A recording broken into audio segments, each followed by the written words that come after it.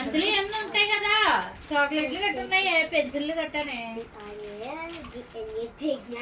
చదువు ఏం రాశారో ఏం రాశారు? బొమ్మలు తప్ప అదే తొప్పాలా అనకూడదు కదా.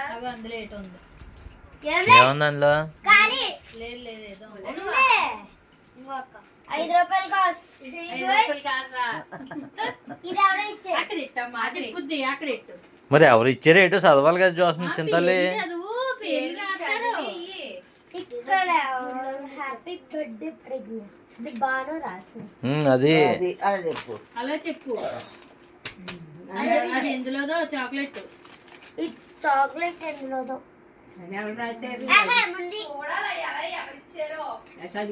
ఈ చంద్రిక ఇచ్చింది. మళ్ళీ గుర్తుండాలి కదా, నువ్వు ఇవ్వ మరి. నాకు రైటింగ్ తెలుసు, పేరు గట్రా రాయలేదు అప్పుడు.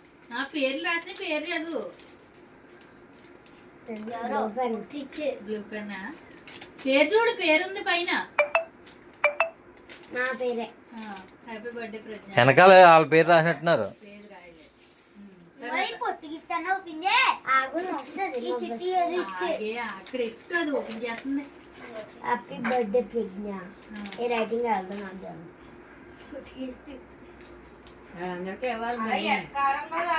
మామూలుగా తీసి చూపించు. ఏంటది చదువు? హ్యాపీ బర్త్డే ప్రజ్ఞ. చదవాలి అలాగా. బొట్ట ఆ బుట్ట ఓపెన్ చేయి, అందులో ఏముందో. బొట్ట ఏం లేదు అందులో. ఇది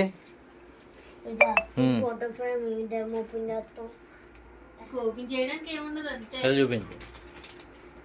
బాగుంది, బాగా చేశారు. ఈ ఫోటో ఇది ఫోటో కాదు పేరు.